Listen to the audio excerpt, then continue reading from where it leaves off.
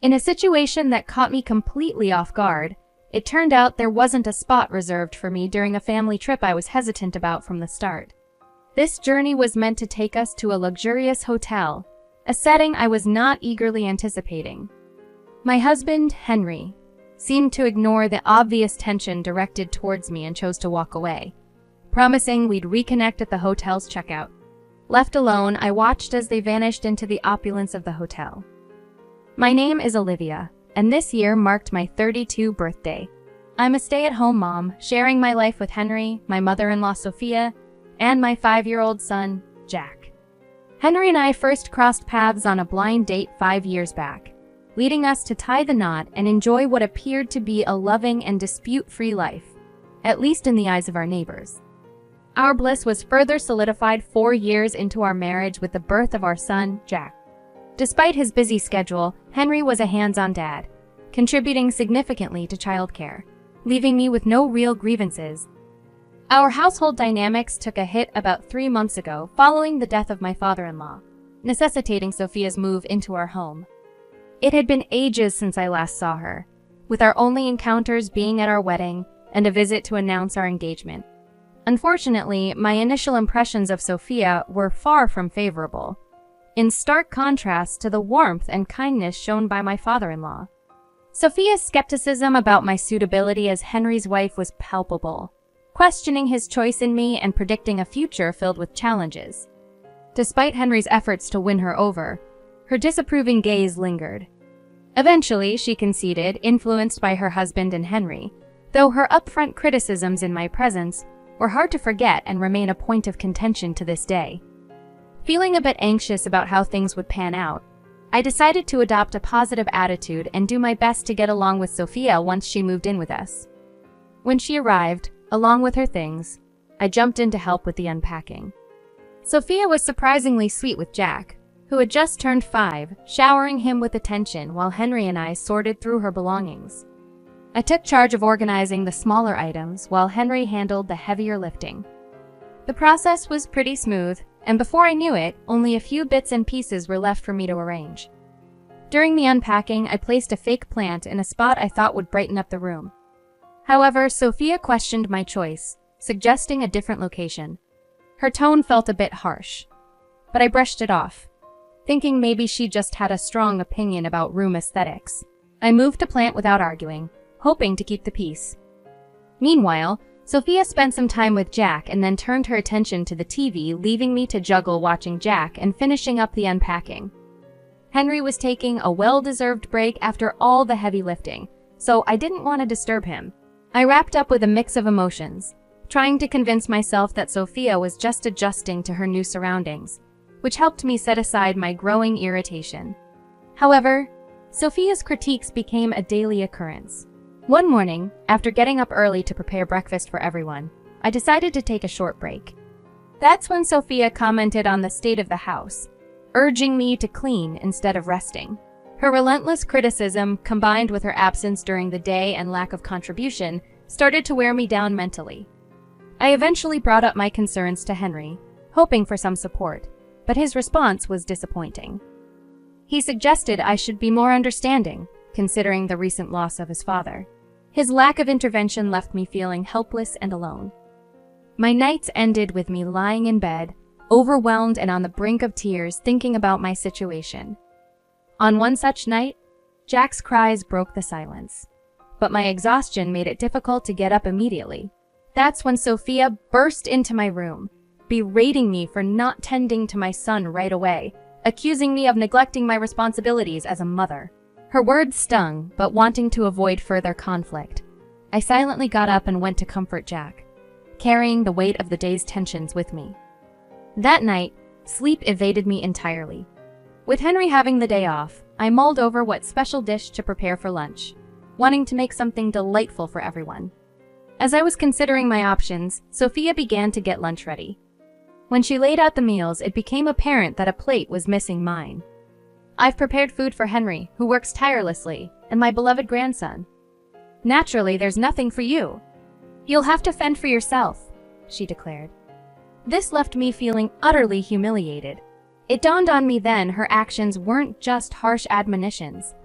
They were deliberate acts of bullying, a realization that hit me hard. I had always tried to see Sophia's behavior as tough love, thinking maybe she was pushing me to be a better partner for Henry. Without this perspective, I felt like I would crumble under the pressure. Unable to retort and feeling increasingly isolated, I poured my heart out to a childhood friend after dropping Jack off at daycare. "This is outright bullying. How are you managing to cope?" she asked, concern lacing her voice. Sharing the ordeal with her, I found myself breaking down, unable to hold back tears any longer. My friend's support was unwavering. "You're stronger than you realize, and you'll get through this. Let's think of a plan," she encouraged, giving me a glimmer of hope. Though our conversation was brief, it lifted a weight off my shoulders. Following her advice, I decided to discreetly record the daily goings-on at home. I picked up an affordable recorder on my way back from picking up Jack and set it up in a hidden spot at home. Amidst my cleaning spree, I stumbled upon a piece of paper that had slipped out of one of Sophia's drawers. It was a personal loan agreement with a staggering sum of $20,000. Shocked, but realizing its potential significance, I pocketed the document.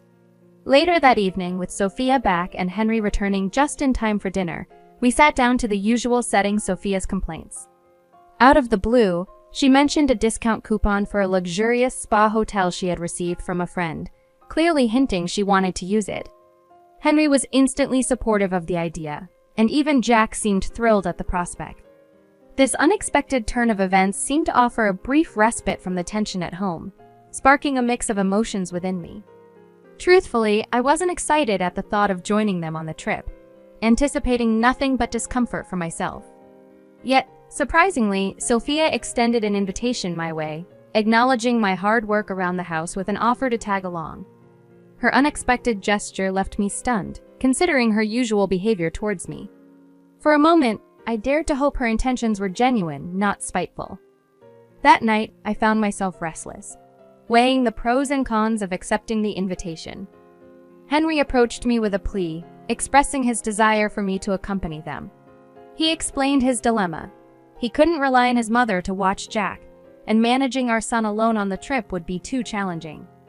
My frustration with how he had overlooked his mother's treatment towards me bubbled to the surface. "You've never stood up for me against your mother's unfair treatment. Why should I agree to this?" I retorted, leaving Henry at a loss for words. However, he was persistent, leading me to lay down my terms if I were to consider joining them. In a moment of revelation, I showed him the personal loan agreement I had discovered in Sophia's room, revealing her $30,000 debt. Henry was visibly shocked, unable to fathom his mother's financial burden. He proposed that we assist in settling the debt, a request that put me in a difficult position. Given Sophia's behavior towards me, I was initially reluctant to offer any help. Yet, Henry's earnest plea led me to propose my own conditions for any assistance and my participation in the trip. My demands were clear. Henry needed to intervene whenever Sophia mistreated or overly criticized me. Additionally, I insisted on establishing clear rules for Sophia's behavior to be written and displayed throughout the house. If she failed to adhere to these terms, we would have no choice but to ask her to leave. Henry agreed to my terms, and we decided to implement these changes after our return from the trip. To ensure the rules would be in place upon our return, I arranged for my friend to post them around the house in our absence. We agreed to maintain a facade of normalcy until the trip concluded, after which we would confront the situation head-on. With this plan in place, I reluctantly agreed to join the trip, informing Sophia of my decision the following day. Deciding to join them on the trip, I reminded myself to stay patient just a bit longer. On the departure day, as Henry was gathering everyone's luggage, Sophia immediately showed her true colors. "Let Olivia handle the bags," she demanded, a clear attempt to belittle me right from the start. Henry gave me a look of apology, but to avoid any conflict, I complied, albeit reluctantly. The bags were heavier than I expected, and managing them while also looking after Jack was no small feat. I silently worried about my dwindling energy reserves, fearing I wouldn't have any left to enjoy our luxurious hotel destination. The journey to the hotel involved a scenic Amtrak ride followed by a drive through mountainous terrain. The hotel itself was a sight to behold, with its stunning exterior and interior exuding luxury. Jack's excitement was palpable as he darted around exploring, while Sophia seemed to appreciate the decor before heading to the front desk for our check-in. As I was about to make my way to our room, Sophia's next words hit me like a ton of bricks. "Were you planning to stay with us?" "I only booked for the 5 of us." Confusion washed over me as I tried to process what she was saying. The stark realization dawned on me that her invitation was a ruse to exploit me as a makeshift porter, with no real intention of including me in their stay. "Then where should I sleep?" I inquired, to which she coldly responded, "I don't know, and I don't care. Maybe you can camp out somewhere around here." Her words were a clear dismissal, suggesting I was to fend for myself outdoors. Her cruelty left me seething with anger, but before I could confront her, she and my family vanished into the hotel, leaving me stranded in the lobby. Feeling utterly defeated, I exited the hotel, overwhelmed by the situation. Henry's feeble apology via message did nothing to console me. By noon, I found myself alone, grabbing lunch at a nearby cafe and eventually seeking refuge in an open field, hoping to find solace under the night sky. Just as I settled down, my phone rang. It was my friend, checking in on how the trip was going, unaware of the ordeal I was facing. Her voice was a reminder of the plan we had hatched together, a plan that now seemed worlds away from my current predicament. Before the ordeal unfolded, I had the foresight to provide a copy of my house key to my trusted friend, explaining the potential for trouble. After the shocking turn of events at the hotel, I filled her in on the situation. She was livid on my behalf and offered to come rescue me, but I declined. I knew that leaving would only play into Sophia's hands, something I wasn't willing to let happen. The uncertainty of her future actions weighed heavily on me, prompting a call to a lawyer for advice. I shared my evidence of emotional abuse, considering legal action against her. Although the outcome was contingent on proving premeditation, I was reassured by my lawyer that my evidence was substantial enough to pursue a case. Exhausted mentally and physically, I found solace lying in the grass under the night sky, letting the cool breeze envelop me as I contemplated my next step. The following morning, I reunited with my family and Sophia just in time for checkout.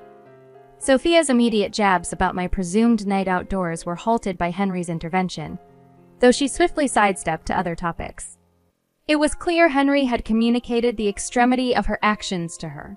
Upon our return home, Sophia's outrage was palpable as she encountered the posted rules around the house.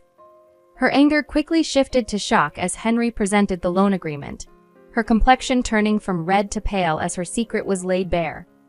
Under pressure, she confessed to squandering her late husband's life insurance and accumulating debt thereafter.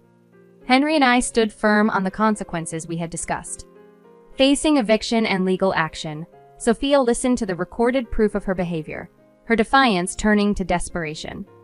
She pleaded for mercy, promising to adhere to the new house rules and change her ways. Her earnest apology and willingness to reform took me by surprise. It was a moment of vindication, seeing her so humbled and eager to make amends. Reluctantly, I agreed to give her a chance, under the condition that she truly abide by the rules and curtail her aggressive behavior. Her gratitude was palpable, and for the first time, I felt a glimmer of hope for a more peaceful coexistence. Just when I thought we had turned a corner, my legs gave way, and I collapsed to the floor. Henry quickly helped me into a chair before turning his frustration towards his mother, his voice laden with disappointment and disbelief. It seemed the revelation of the debt had eroded his respect and trust in her. The thought of being sternly reprimanded by her own son was something Sophia had probably never anticipated, and her frantic apologies reflected her shock. After the confrontation, she spent the day in silence, her gaze lost to the sky, signaling a seismic shift in the household dynamics. The following morning, I stuck to my routine, getting up early to prepare breakfast. Despite the recent upheaval, Sophia slipped into old habits, throwing a barbed comment my way. However, this time, Henry immediately countered her with a firm reminder of their recent discussion, leaving her speechless and retreating to the sofa. I couldn't help but stifle a chuckle at the scene, but focused back on breakfast. Henry's guilt over not defending me sooner was apparent, and his struggle against the woman who raised him was palpable. Yet, I knew his heart was in the right place, and I couldn't fault him for the complexities of his feelings. His heartfelt apology later on, accompanied by tears, reassured me of his support. Over time, Sophia's demeanor towards me softened. While she still made occasional critiques, the underlying hostility seemed to fade. This newfound peace allowed me to breathe easier, fostering a healthier mental state. To manage the debt repayment of $700 a month, Henry and I teamed up, with me taking on a part-time job to contribute financially. Despite her past actions, Sophia took on the responsibility of Jack's daycare runs commendably, earning back some trust. To prevent any further financial missteps, Henry took control of managing her finances. Our family dynamic evolved gradually, inching towards a semblance of harmony. The ordeal taught me a valuable lesson about the complex interplay of love, family, and the challenges of living with a difficult in-law. I had once considered separation as an escape from the harsh criticism and unbearable treatment, but the discovery of the IOU became a catalyst for change, offering a chance to mend fences and strengthen our family unit. Perhaps there was a touch of luck in how things unfolded, but it also underscored the power of resilience and forgiveness in overcoming adversity. Reflecting on everything I've been through, my heart is full of gratitude for my friend's unwavering support. Her listening ear and encouraging words were a beacon of light in my darkest times. Without her, I'm certain the weight of my struggles would have overwhelmed me, possibly leading to a mental breakdown. It's a friendship I vow to treasure deeply. Recalling the hardships fills me with a mix of emotions. Tears well up as I acknowledge the effort I've put into keeping my family afloat. Despite battling depression and lacking the drive to handle daily chores, I persevered. Ensuring my family had a decent life, especially striving to shield my son from any hardship, brings a sense of pride and accomplishment that warms my heart. Forgiving Sophia may be beyond my capacity, but she remains my mother-in-law, and I've chosen to treat her with kindness. Time has a way of softening the sharpest edges of our conflicts. Since those challenging days, years have passed. My son has blossomed, eagerly stepping into his preschool years. We're on the cusp of paying off the debts and are exploring the possibility of moving to a new home, marking a fresh start for our family. Sophia has gradually begun to assist me, easing the once tense atmosphere in our home. My bond with Henry has grown stronger, enriched by our experiences and mutual understanding. We're even contemplating the joy of welcoming another child into our lives. Our family stands on solid ground now, a testament to resilience, love, and the quiet strength that comes from facing life's trials head-on.